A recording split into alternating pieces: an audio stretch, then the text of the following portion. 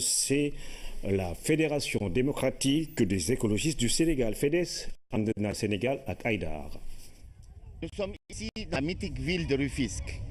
La ville de Rufisque qui avant était à 300 mètres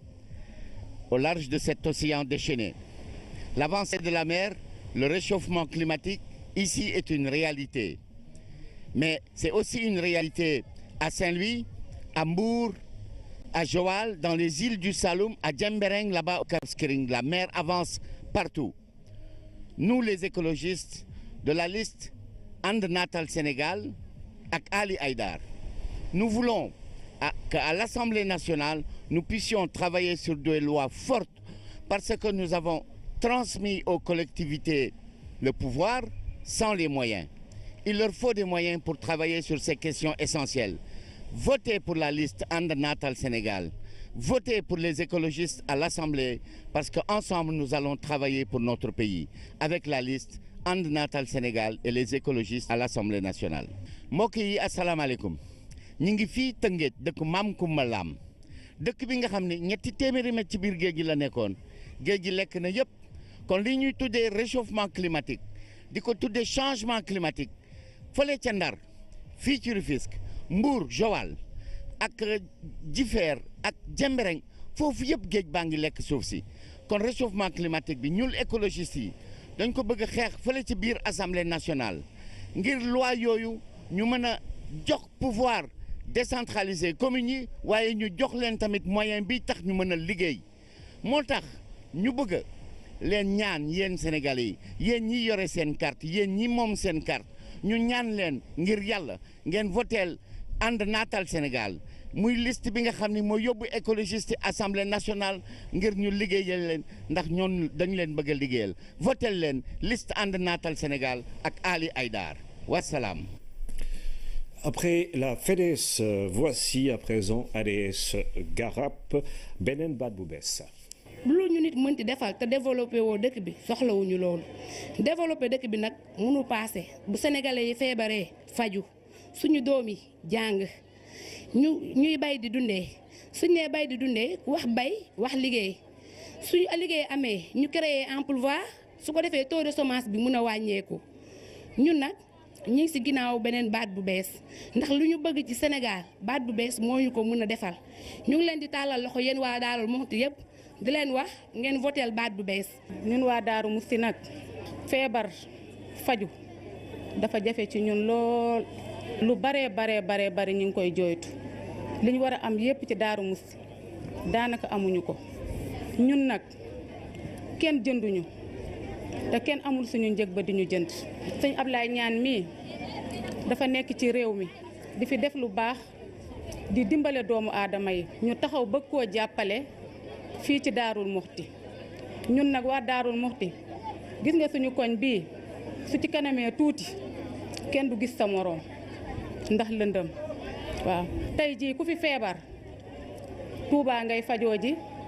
wala Louga loolu yépp ñi ngi taxaw fii di ko jooytu. yéen tu tànk yi laay waxal ak seeni waajur dama bëgg ngeen xam ne ñun ñii suñu xel mi ngi ci yéen beneen baat bu bees mooy baat boo xam ne bu jibee assemblée nationale seen ëllëg dinañ ci taxaw dinañ leen jàngal teete leen fexe ba ëllëg Sénégal gi ngeen di dund nekk réew mi gën ci réew yi moo tax ñu bëgg ngeen wax seen yaay yi seen baay yi seen mag ñi ñu dem voteel ñu tey jii fii ma nekk ci Daaru Muxti Maam Thierno wane na ne boo tàggatee nit jox leen xam-xam bu wér ñooy raw beneen baat bu bees.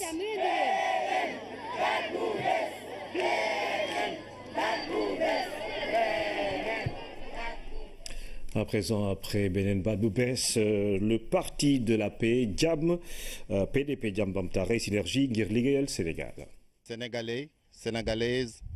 je vous demande de voter pour la liste Bamtare. C'est élire un député pour le peuple, par le peuple, s'armer pour défendre nos cultures et nos cultes à l'Assemblée nationale. Asalaamaaleykum personnes handicapées yi man la Fagne Ndiaye dëkk Thiès Kane Diallo investir ma tête de liste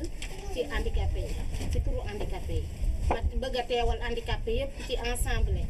incha allah di leen jooyal seeni naqar. Sénégalaises, Sénégalais, ici à Thiès je veux mettre l'accent sur 2 aspects. Le premier aspect, c'est le développement de l'entrepreneuriat. Et le second aspect, c'est prendre en charge les personnes vivant avec un handicap. Voilà les raisons qui m'ont poussé à investir Fatou Ndiaye, qui non seulement est une handicapée moteur, mais aussi une femme de développement qui gère un réseau de développement d'entreprises. Je remercie toutes les personnes qui ont cru à Fandiaye et je souhaite que tout le monde vote la liste Bamtare pour que Fandiaye devienne député à l'Assemblée nationale et représente dignement les personnes handicapées et l'entrepreneuriat. Koreji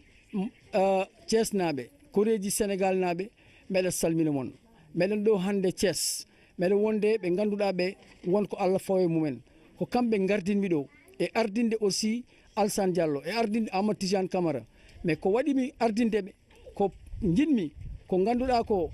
hollude yimɓe ɓe so tawi aɗa rokka neɗɗo lingu hol ɗum holade ha wawa dañde lingu ɗum ɓuuri ɗum woni ko Fandiaye ko. Kadi yimɓe fof poti gonɗo handicapé hande e mo wonani handicapé fof poti e Allah ɗum noon e pour jogade gueɗal. Assemblée nationale ina foti wadde gueɗe ha ganduɗa kala gonɗo joom dofolle ina wawi yitade hoore mum ɗon ina wawi ngabbude ina wawi tellade ina wawi wadde défendre handicapé. Le parti de la paix, Diam Bamtare, à présent, la prochaine liste qui sollicite vos voix, c'est la coalition Sénégal Sa Kanam. maay président collectif national des mareyeurs pour le développement du Sénégal. tey jii ne maa ngi fii Joalo démb maa ngi woon Thiès ak Fass Boye ak Mboro mais tey maa ngi am kontaan ci Joalo ni ma teetoo ndax xale yi jigéen ñi mag ñi ndaw ñi ñëpp jël engagement ne dañ ma woteel Mbuur ñëpp jël engagement muy mareyeur yu mag yi ne dañ ma woteel kon du may sant ñooñu ma jaar ba pare di wax ne man li ma tax a jóg rek mooy ku ne xam na ne man foo ma fekk maa ngi dox lu jëriñ mareyeur yi muy guddi muy bëccëg lu jëriñ pêcheurs yi lu jëriñ bépp niveau acteur de la pêche mais ñu ne kon nan ñu ne lu des ma ne man nag li may def di xeex bi naa ko yóbbu assemblée. Jibi Ndiaye dafa nekk koo xam ni day sunu rakk di sunu doom di sunu jarbaat te nu jiital ko ca li nu ko jiitale naxu nu ci lépp lu mun ci wax boobaak léegi noo ngi ci teg sunu bët te lépp lu ci waay jaaxle mbaa nga ne ca suba ba ngoon dina ca taxaw te bu ca taxawee balaa toog mbaa mu tëdd mbaa mu nelaw loola dafa faju kon nag loolu moom doon na ndam kon nag bu taxawee ni daa bëgg a ànd ak Sénégal ca kanam jóg ànd ak Ousmane Ngom mu ñëw dikk din ko Ablaye Dieye Mansour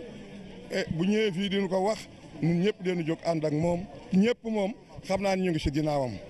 waaw ndaxte nun kat li nu àndee ak moom àndewu nag moom du may daal mareyeur daal sonn nañu bëgg nañu ko leen jàppale dimbali leen. département Mbour ñëpp xam nañ ne ay at a ngi nii ñu am député mais très rarement ngay dégg ab député bu dem assemblée nationale nekk fa di wax problème mu Mbour wala problème mu Thiadiaye wala problème mu Sandiara wala problème mu leneen kan tey su yàlla defee tey ñu am sunu liste boo xam ne doomu Thiadiaye daf ci nekk candidat ci liste nationale bi wax dañ ne nag kuy nu ko wolof di waxee kuy lii daa fekk sa dëkk kuy wàllu yaan daa fekk sa dëkk neexul kan boog ñun waa Thiadiaye am nañ candidat bu nekk ci liste nationale bi ànd ci ak sunu frère Ousmane Alioune Ngom pour que ñu mën a am ay député yoo xam ne bu ñu demee assemblée nationale mën faa ñaxtul problème yi nga xam ne moom la waa Thiadiaye di dund. Après la coalition Sénégal Sa Kanam, voici la coalition Mbolo Wade. asalaamaaleykum waa Sénégal man maay Ben Madi Faye di président parti pour la rupture dans la coalition Mbolo Wade di tête de liste département de Dakar ci coalition Mbolo Wade tey di woote benn appel à toute la population sénégalaise pour ñu voter la coalition Mbolo Wade pendant les élections législatives ndaxte ñun du concret moo ñu tax a jóg te yaakaar naa lii ma jàkkaarlool tiim ko mën na ko firndeel. c'est du matériel médical bu ñu ñëw joxe ko ci benn poste de santé fii à Rufisque nga xam ne bon elle est toujours considérée comme une ville oubliée ñu ñëw indil leen ko tey jàppale leen matériel bi ku ko gis xam ne li ëpp na 30 millions mais dañ ko def et c'est pas l'argent du contribuable léegi nag olof dafa wax ne kuy raam di la boot su jógee dafay daw ak yow te dañu bëgg ak daw ak askan wi daw ak ñoom ba ñu xam ne ñun ñooy les dignes héritiers yoo xam ne mën nañu taxaw assemblée nationale jàppale leen vote taxawu leen ndaxte taxawu askan rek moo ñu tax a jóg. donc je lance un appel à la population fu ñu mënti nekk muy sénégalais bi nekk le Bassari qui est dans les montagnes à Kédougou ak Dakar ak Sénégal yëpp ngeen votel coalition Mbolo Wade te xam ne ñoom rek ay coalition bu dëggu mun leen taxawul assemblée nationale jàppale leen liggéeyal askan wi ndax moo ñu tax a jóg. salaamaaleykum mbooloo mi man maay madame Ndiaye Aminata Diop infirmier d'état chef de poste de Diorga ci district gu Tëngéej léegi dafa amoon suñu mbokk bu ñëwoon jàppale ñu ci bagage yi ngeen gis mu teew ñu bëgg nag ñëpp ku xam ne ki yaa ngi ci dëkk bi te mën ko nga jàppale askan wi nii te ñëpp ngeen voteel coalition bi ndax kii ñëpp am na ñu ngi am yaakaar daal ne bés bu taxawee mu bëgg dina yëkkati lu baree bari ci dëkk bi. coalition Mbooloo Wade mu ngi jàppale askan wi kon nag ñu maa ngi ñaan Sénégal yëpp nañ ko voteel.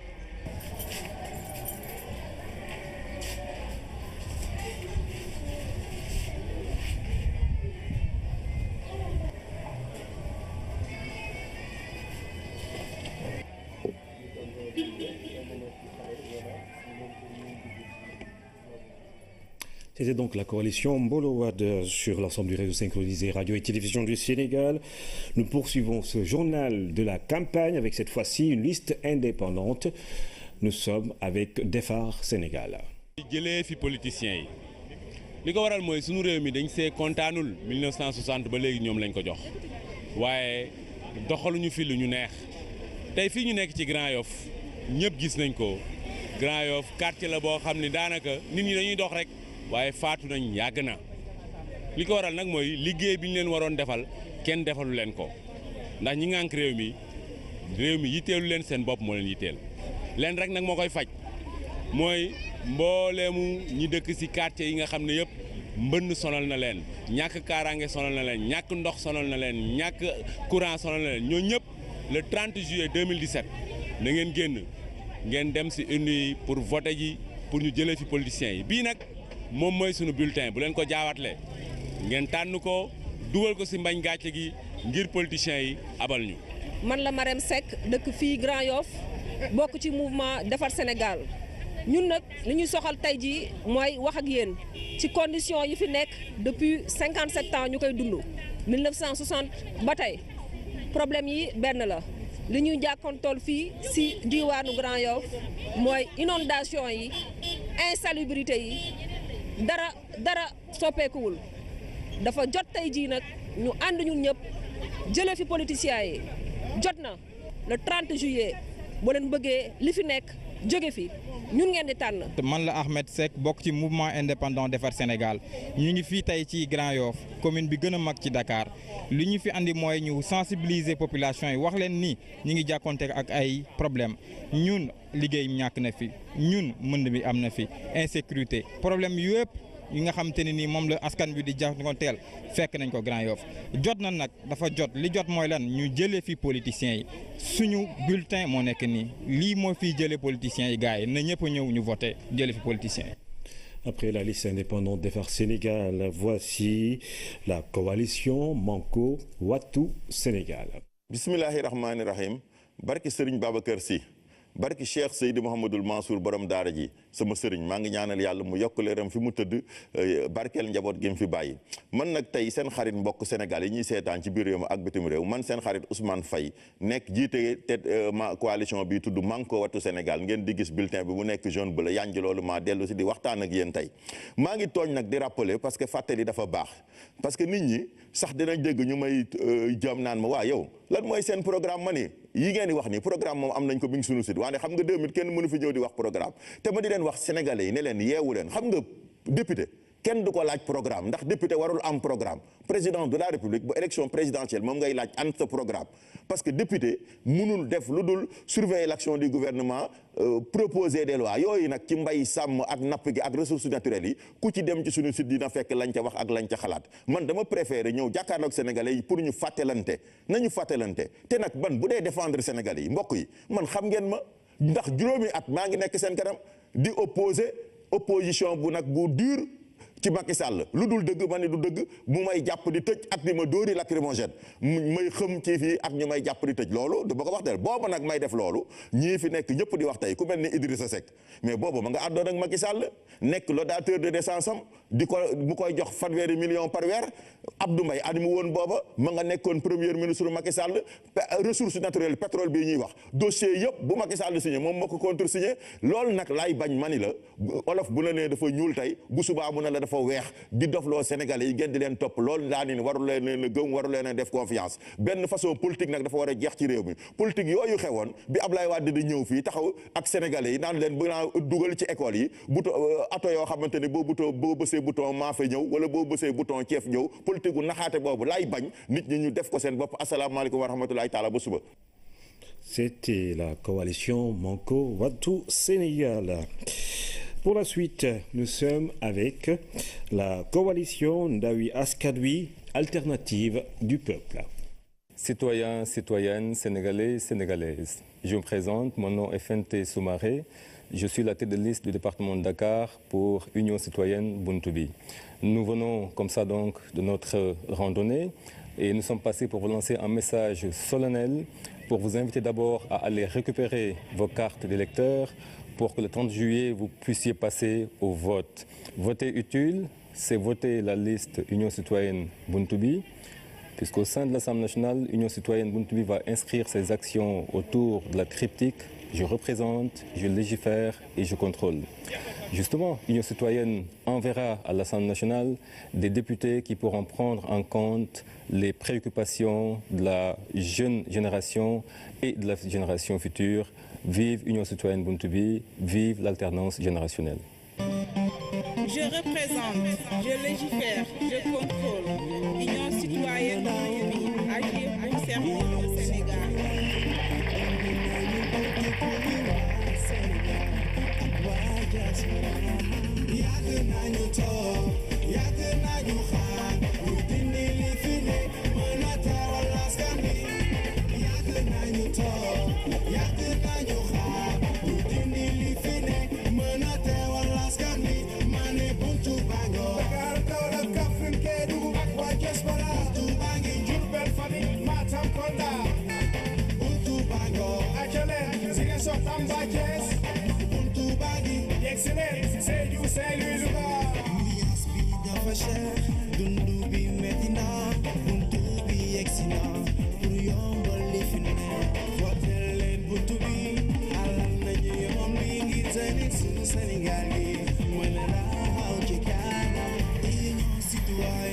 servir le Sénégal. Vous venez d'entendre donc l'Union citoyenne Buntubi, UC Buntubi, suivie de la coalition gagnante Wattu Sénégal. Man Mamadou Lamine Diallo, président mouvement Tekki, maay wax ak yéen tey ci turu coalition gagnante Wattu Sénégal. maa ngi leen di nuyu yéen ñëpp seen tur ak seen sant di ci jiital kilifa diine yi imaam yi kilifa aada yi waa jàngu bi. di beral nuyoo nag Serigne Sidi Maktar ak Abdoul Aziz Sy Al Amin yal nañ fi yàgg te wér. fàttewuma tamit Seyda Mariam Niass ak njabootu El Hadj Sidiya Dia bi yëpp ci Casamance ak Sénégal oriental. ñun waa coalition gagnante Wattu Sénégal gis nañ ne Macky Sall dafa bëgg a yàq suñu démocratie ak suñuy liberté yi. lam fi tëj ci doomu aadama ci diir bu gàtt benn président de la république mësu ko def. donc bu met Abdoulaye Wade nangoo jiite suñu liste waa Sénégal tertu ko waa Ndakaaru waa Touba suñu mbokk diaspora yi centaine de milliers de la diaspora mënuñu koo seetaan RTS xañ nañ leen ko terewul réseaux sociaux yi ñu ngi fi. loolu nag di wane ne rek met Abdoulaye Wade am na cër ci démocratie fii ci Sénégal. Macky Sall nag su bëggee yàq suñu démocratie lam ci jublu xam nañ ko pétrole beeg gaz bi moo ko tiital mu bugg ko aakimoo moom ak njabootam loolu nag du fi amee. donc nag jeune góor ak jigéen maa ngi leen di ñaan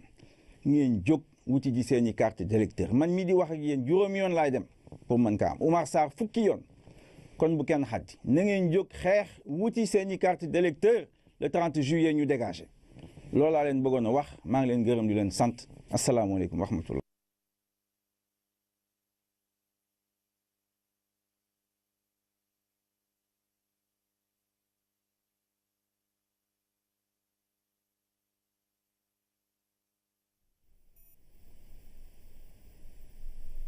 C'est la coalition gagnante Wattu Sénégal qui vient de passer. Nous sommes à présent avec la coalition Ndawi Askan Wi, alternative du peuple. Chers concitoyens, c'est la coalition Ndawi Askan Wi, alternative du peuple qui s'adresse à vous dans les langues de ce pays.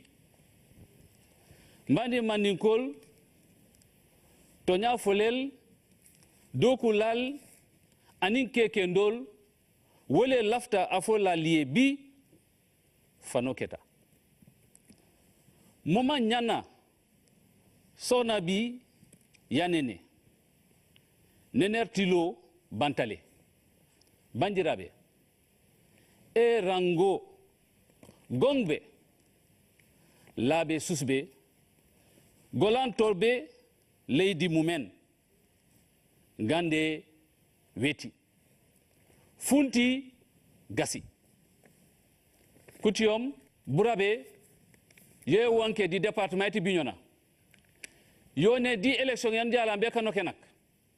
Yo yoy di coalition yankonem, Ndawi Askanwi alternative du peuple. Coalition yo lycée yo li kare so penjum nawle ati yo la Ousmane Sonko na rungu yo. Lycée yo na sonu nokene. Panu juk liste di kanyana kumoyak e bine yoy to manu nyana o gaba o sofe. Ban wala numa jamandi e mide nafa yolio. Fote Ousmane Sonko yeto wara uresa weti kandom di liste yo burom woro manko kane. Sindes yololal Bignona depuis Fogny Kalunay Buluf Burom numanja man bugara bambom foku fiuma kunyila kololal manumanja meti kunyila kololal kungole ngolen kuito kujum nanku pali kunyil manku sos ukula kololal mokane uli kokbelan ulawu manjija jinga sidanta solo. La coalition Ndawi Askanwi alternative du peuple. Il nous reste encore 4 listes pour cette deuxième tranche du journal de la campagne. Nous écoutons le mouvement pour la renaissance M2R. asalaamaaleykum mbokki Sénégal maa ngi leen di nuyuwaale mbokki diaspora bi di leen xamal ne kii di waxtaan léegi mooy Ansel Mbaye nekk koo xamante ne kii ñu ngi ko Billy Mbaye bokk ci parti boo nga xam ne bi mooy mouvement pour la renaissance républicaine. li nga xam ne moo la ñu waxante tey mooy li nga xam ne moo ci région côtière bi li nga xam ne région côtière bi li fa am nga xamante ne jamono yu yàggul rek géej gi yàqanu fi lu bari ci diggante Thiolène ak Médina jël armée yi dugal ci biir géej gi yàq fa ay kër yu bari ba dugg ci jàkka yi loolu moo war a Union européenne ñëw def fi un barrage de 700 mètres li des nag nekk na loo xamante ne li 54 maisons la l'architecte Ousseynou Faye bi dirigé suñu parti def ci un projet yëkkati ko jox ko état yi booba léegi état bokk ci dara li nga xamante ne nag moom la ñu bëgg moom la bëgg moom mooy jël na benn site bu 5 hectares yëkkati ko jox ko population yi ñu d'accord ci à 10 millions de francs pour ñu dégager mu nekk 540 millions 540 millions yi nga xam ne waxoon na ko jël ko teg ci à la table de l'état état bi jëmuñ ci def dara léegi nag ñu bëgg yéen ñi nga xamante ne ci élection législative yi ñu ngi wote ngeen jël seeni carte wotal ko M2R pour ñu mën a jël projet boobu défendre ko au niveau de l'Assemblée nationale loolu pour ñu am ko nag il faudrait que yéen ci seen bopp ngeen jël seen carte wotal leen ñoom ay député mun fa dem li nga xamante ne nag moo ci am importance ci ëpp ci mooy fekkee ne fexe nañu ba baree la mer la ci diggante boobu loolu mën nañ ko jël def ci ay piscine olympique def ci aussi li nga xamante ne moo nekk un centre d'art culturel yi nga xam ne artistes yi war nañ fi mën a dem sereinement di liggéey seen liggéey loolu moo xam ne loolu nga xam ne moo lu ñu bëgg a def daal moo ñu teg seen loxo ba ngeen watuñu ngeen xool nag suñu nga xamante ne mooy li nga xam ne suñu bulletin mooy bi nga xam ne moo am orange bi am aussi la jeunesse en marche mu bëgg ngeen xool ko dugal ko ci urne yi te orange boobu kat ku ko jël doo manqué vitamine mukk ñu ngi leen di remercier di leen gërëm yàlla Sénégal am jàmm. Le mouvement pour la renaissance républicaine M2R. Nous poursuivons avec Initiative pour une politique de développement ak IPD Sénégal ca kanam. mbokku Sénégal mbokku Pikine lii lañ leen ñëwaloon wanal leen fii tey muy liste IPD Initiative pour une politique de développement dañu bëggoon bu la 30 juillet la yéen ñëpp ngeen votel suñu liste voté suñu liste nag mooy dimbali askan wi changer assemblée nationale bi ñu mel bàyyi xeex yi bàyyi xuloo yi te jublu ci askan wi li ñu bëgg nag mooy projet de société boo xam ne day jël xale yi jël mag ñi changer éducation bi changer santé bi donc loolu moo tax ñu ni tey jii dañuy ñëw taxaw fii wax leen ni na ngeen ñu voteel IPD Initiative pour une politique de développement. Sénégalaises, Sénégalais, le parti Initiative pour une politique de développement IPD pour requérir le suffrage des Sénégalais vous propose un nouveau type de député bien ancré dans ses valeurs culturelles, mais également bien formé pour être le rempart contre toutes les formes de déstabilisation et de dérive. En vue, n'est-ce pas, de la mise en œuvre du projet de société pour un Sénégal émergent, initié par la tête de liste Ibrahima Abounguet, qui propose un Sénégalais, un nouveau type de député capable de porter les politiques publiques ayant trait à l'émergence au niveau du Parlement. Donc, voter la liste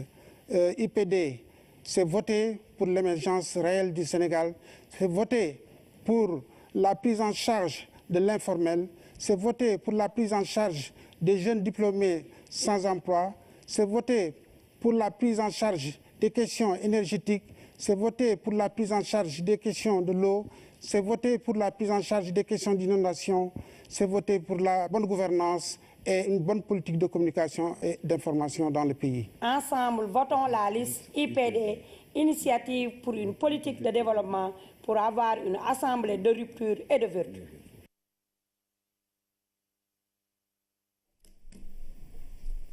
Vous venez d'entendre IPD Sénégal Tchakanam. La suite avec la coalition Assemblée Bignubug. Sénégalais, Sénégalaises, la coalition Assemblée Bignubug vous salue et vous remercie pour l'attention que vous nous portez. Aujourd'hui, nous sommes à un moment décisif qui est le choix de ceux qui nous représenteront au niveau de l'Assemblée nationale. Nous invitons donc les Sénégalais à voter massivement la liste Assemblée Bignubug. Notre message de ce soir s'adresse particulièrement à la jeunesse sénégalaise qui longtemps a été considérée comme un problème alors qu'elle devrait être considérée comme une solution pour l'avenir de la nation. Nous invitons ces jeunes qui ont longtemps été laissés en rade à s'impliquer davantage à l'action publique, à l'action politique, comme ils l'ont toujours fait au niveau des associations respectives.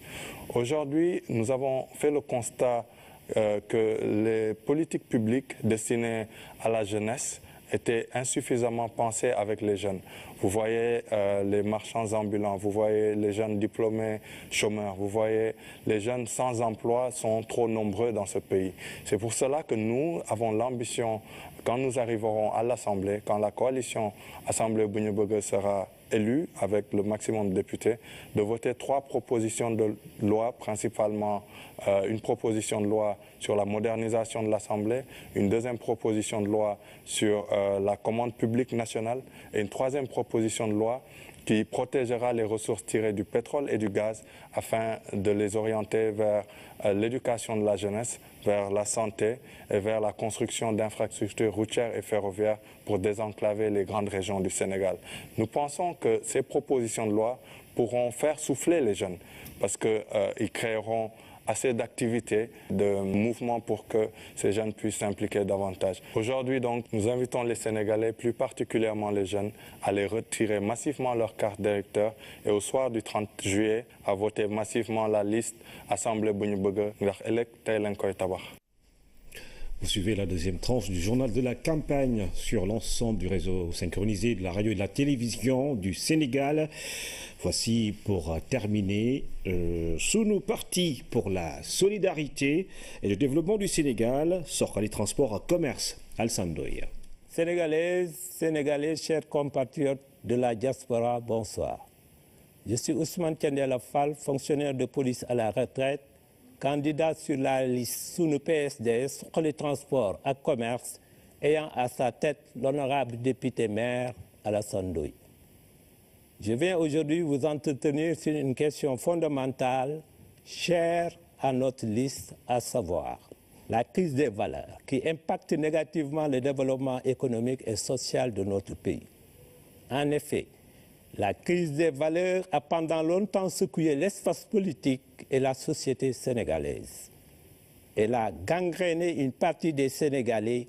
dont le champ politique est largement touché. Notre liste l'a compris en investissant des hommes et des femmes de valeur, d'honneur, travailleurs qui ont un sens élevé de la République. Par ailleurs, il a été constaté que dans la crise des valeurs, certains électeurs sont coupables car ce sont eux qui reconduisent les mêmes personnes dans les instances dirigeantes en votant pour elles. La liste Suqali Transport et Commerce avec Alassane Ndoye envisage aussi de contribuer vivement au changement de comportement de nos concitoyens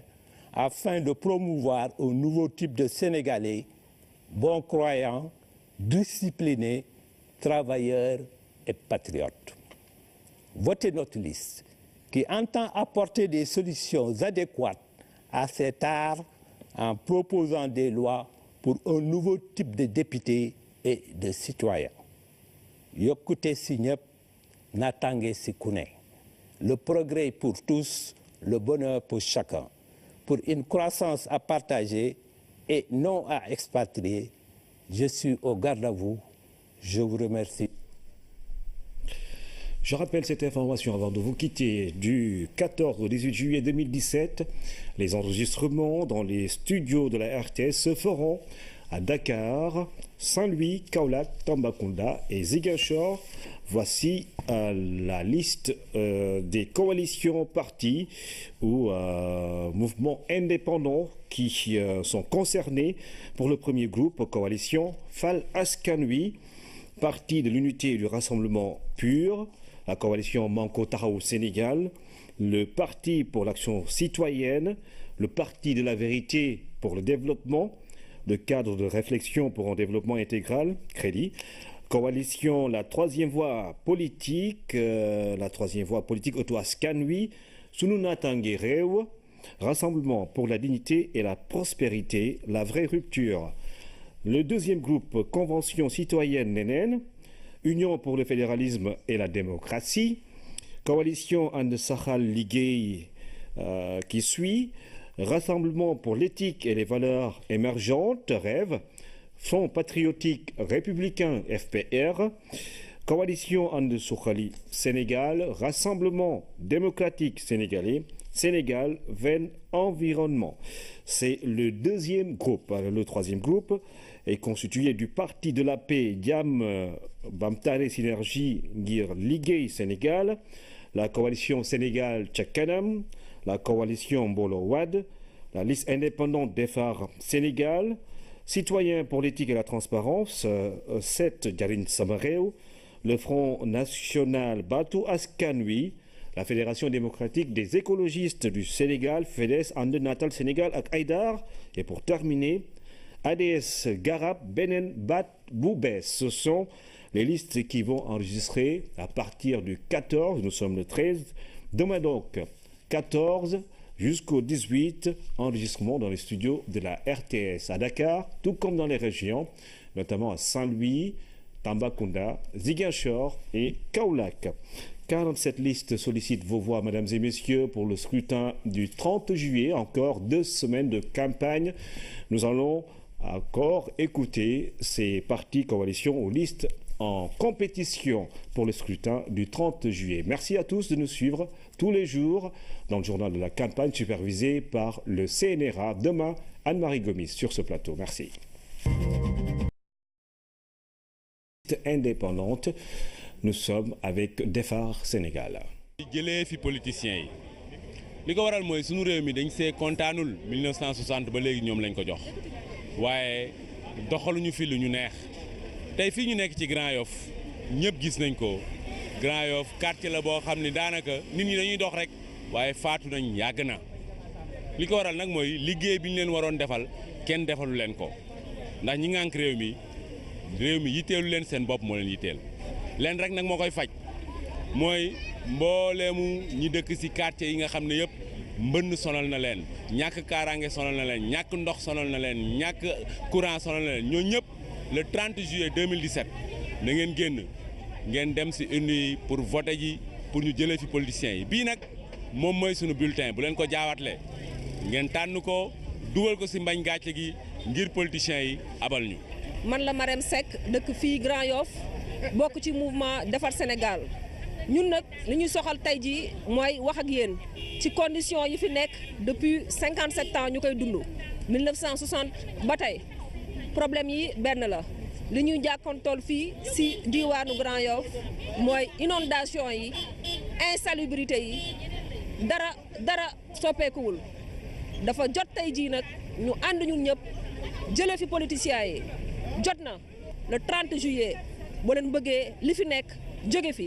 ñun ngeen di tànn. man la Ahmed Seck bokk ci mouvement indépendant Defar Sénégal ñu ngi fii tey ci Grand Yoff commune bi gën a mag ci Dakar li ñu fi andi mooy ñu sensibiliser population yi wax leen ni ñu ngi jàkkoonte ak ay problème ñun liggéey ñàkk na fi ñun mënd bi am na fi insécurité problème yëpp yi nga xamante ne nii moom la askan bi di jànkoonteel fekk nañ ko Grand Yoff jot na nag dafa jot li jot mooy lan ñu jëlee fi politiciens yi suñu bulletin moo nekk nii lii moo fiy jëlee politiciens yi gars yi na ñëpp ñëw ñu voté jëlee fi politiciens yi. Après la liste indépendante Defar Sénégal, voici la coalition Manko Wattu Sénégal. Bismillahi rahmani rahim. Barki Serigne Babacar Sy. Barki Cheikh Seydi Mouhamadoul Mansour borom daara ji sama sëriñ maa ngi ñaanal yàlla mu yokk leeram fi mu tëdd barkeel njaboot gi mu fi bàyyi man nag tey seen xarit mbokk Sénégal yi ñuy seetaan ci biir réew mi ak bitim réew man seen xarit Ousmane Faye nekk jiite te ma coalition bi tudd Manko Wattu Sénégal ngeen di gis bulletin bi mu nekk jaune bleu yanj loolu maa dellu si di waxtaan ak yéen tey maa ngi tooñ nag di rappeler parce que fàttali dafa baax parce que nit ñi sax dinañ dégg ñu may jëm naan ma waa yow lan mooy seen programme. loxo yéen waa Daaru Muxti yëpp di leen wax ngeen voteel baat bu bees. ñun waa Daaru Muxti nag feebar faju dafa jafe ci ñun lool lu bare ñu ngi koy jooytu li ñu war a am yépp ci Daaru Muxti daanaka amuñu ko ñun nag kenn jënduñu te kenn amul suñu njëg ba di ñu jënd.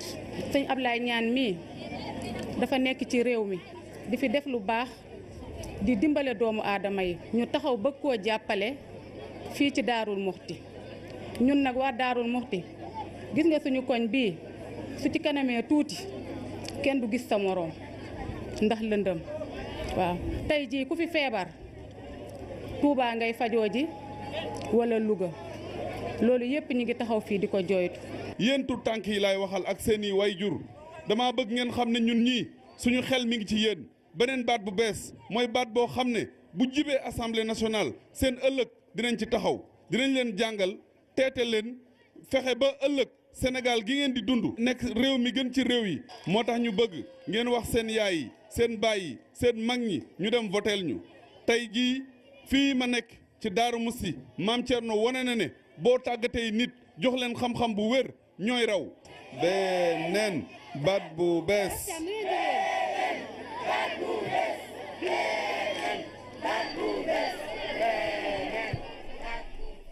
À présent, après Benen Badoubès, le parti de la paix, Jam,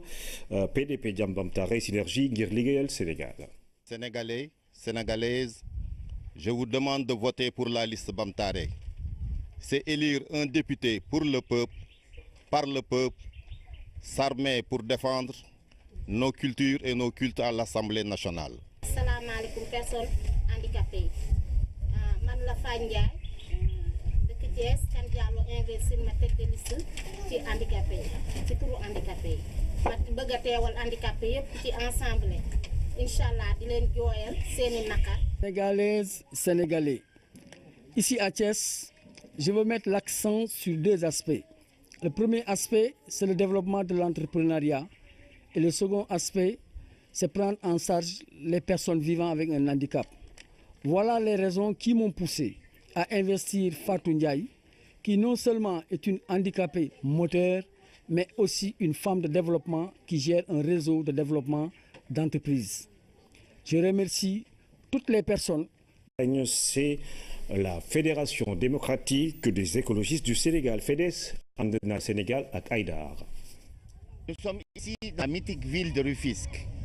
La ville de Rufisque qui avant était à 300 mètres au large de cet océan déchaîné. L'avancée de la mer, le réchauffement climatique, ici est une réalité. Mais c'est aussi une réalité à Saint-Louis, à Mbour, à Joal, dans les îles du Saloum, à Djembereng, là-bas au Cap Skirring. La mer avance partout. Nous, les écologistes de la liste And Natal Sénégal, avec Ali Haïdar, nous voulons qu'à l'Assemblée nationale, nous puissions travailler sur des lois fortes parce que nous avons transmis aux collectivités le pouvoir sans les moyens. Il leur faut des moyens pour travailler sur ces questions essentielles. Votez pour la liste And Natal Sénégal. votez pour les écologistes à l'Assemblée parce qu'ensemble nous allons travailler pour notre pays avec la liste And Natal Sénégal et les écologistes à l'Assemblée nationale. mbokk yi asalaamaaleykum ñu ngi fii Tëngéej dëkk Maam Kumba Lam dëkk bi nga xam ne ñetti téeméeri mètre ci biir géej gi la nekkoon géej gi lekk na yëpp kon li ñuy tuddee réchauffement climatique di ko tuddee changement climatique fële ca Ndar fii ci Rufisque Mbour Joal ak Jifeer ak Jembereng foofu yëpp géej baa ngi lekk suuf si kon réchauffement climatique bi ñun écologistes yi dañ ko bëgg a xeex fële ci biir assemblée nationale ngir loi yooyu ñu mën a jox pouvoir décentralisé communes yi waaye ñu jox leen tamit moyen bi tax ñu mën a liggéey moo tax ñu bëgg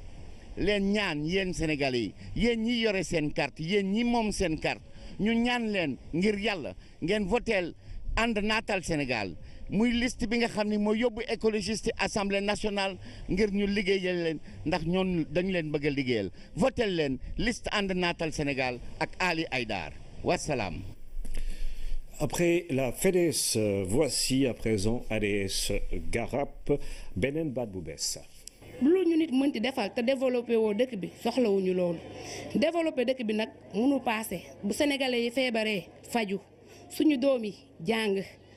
ñuy bay di dundee suñu nee bay di dundee wax bay wax liggéey suñu liggéey amee ñu créer emploi su ko defee taux de chômage bi mun a wàññeeku ñun nag ñu ngi ci ginnaaw beneen baat bu bees ndax lu ñu bëgg ci Sénégal baat bu bees moo ñu ko mën a defal ñu ngi leen di qui ont cru à Fandiaye et je souhaite que tout le monde vote la liste Bamtaré pour que Fandiaye devienne député à l'Assemblée nationale et représenter dignement les personnes handicapées et l'entrepreneuriat. Koreji Thiès naɓe koreji Sénégal naɓe mbeɗa salmina moon mbeɗen ɗo hannde Thiès mbeɗa wonde ɓe ngannduɗaa ɓe wonko Allah fawi mumen ko kamɓe gardinmi ɗo e ardinde aussi Alassane Diallo e ardinde Amadou Tidiane Camara mais ko waɗimi ardindeɓe ko jinmi ko ngannduɗaa ko hollude yimɓe ɓe so tawi aɗa rokka neɗɗo lingu hol ɗum holade ha wawa dañde lingu ɗum ɓuuri ɗum woni ko Fandiaye ko kadi yimɓe fof poti gonɗo handicapé hannde e mo wonani handicapé fof poti e Allah ɗum noon e pour jogade gueɗal assemblée nationale ina foti wadde gueɗe ha ganduɗa kala gonɗo joom dofolle ina wawa yitade hoore mum ɗon ina wawa ngabbude ina wawi tellade ina wawi wadde défendre handicapé. Le parti de la paix, Diam Bamtaré, à présent, la prochaine liste qui sollicite vos voix, c'est la coalition Sénégal sa kanam. maay président collectif national des mareyeurs pour le développement du Sénégal tey jii ne maa ngi fii Joalo démb maa ngi woon Thiès ak Fass Boye ak Mboro mais tey maa ngi am kontaan ci Joalo ni ma teetoo ndax xale yi jigéen ñi mag ñi ndaw ñi ñëpp jël engagement ne dañ ma woteel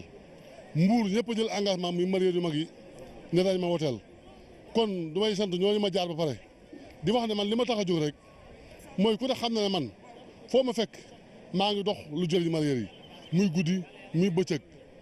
lu jëriñ pêcheurs yi lu jëriñ bépp niveau acteur de la pêche mais ñu ne kon nan ñu ne lu des ma ne man nag li may def di xeex bi naa ko yóbbu assemblée. Jibi Ndiaye dafa nekk koo xam ni day sunu rakk di sunu doom di sunu jarbaat te nu jiital ko ca li nu ko jiitale naxu nu ci lépp lu mun ci wax boobaak léegi noo ngi ci teg sunu bët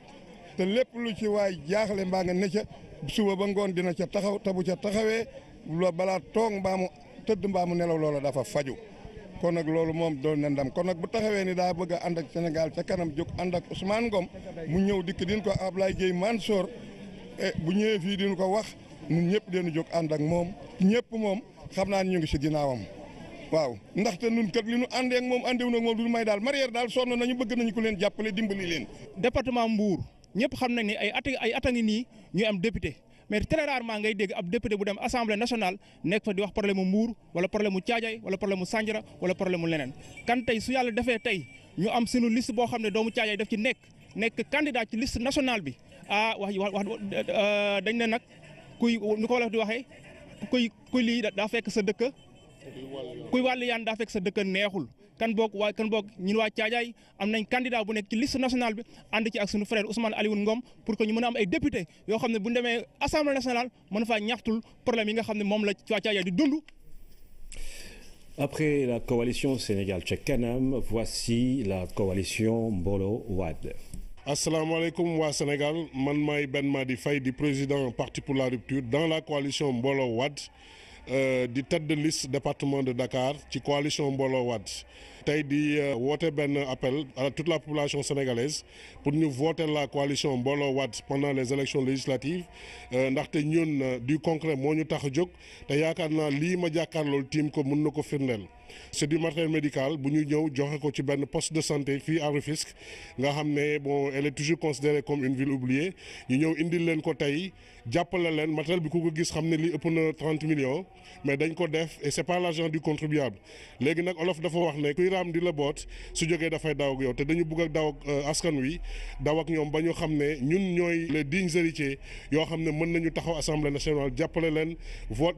taxawu leen ndaxte taxawu askan rek moo ñu tax a jóg. Donc je lance un appel à la population fu ñu mënti nekk muy sénégalais bi nekk le Bassari qui est dans les montagnes à Kédougou ak Dakar ak Sénégal yëpp ngeen votel coalition Mbolo Wade te xam ne ñoom rek ay coalition bu dëggu mun leen taxawul assemblée nationale jàppale leen liggéeyal askan wi ndax moo ñu tax a jóg. asalaamaaleykum mbooloo mi man maay madame Ndiaye Aminata Diop infirmière d'état chef de poste de Diorga ci district gu Tëngéej léegi dafa amoon suñu mbokk bu ñëwoon jàppale ñu ci bagage yi ngeen gis mu teew. ñu bëgg nag ñëpp ku xam ne ki yaa ngi ci dëkk bi te mën ko nga jàppale askan wi nii te ñëpp ngeen voteel coalition bi ndax kii ñëpp am na ñu ngi am yaakaar daal ne bés bu taxawee mu bëgg dina yëkkati lu baree bari ci dëkk bi. coalition Mbolo Wade mu ngi jàppale askan wi kon nag ñu maa ngi ñaan Sénégal yëpp nañ ko voteel.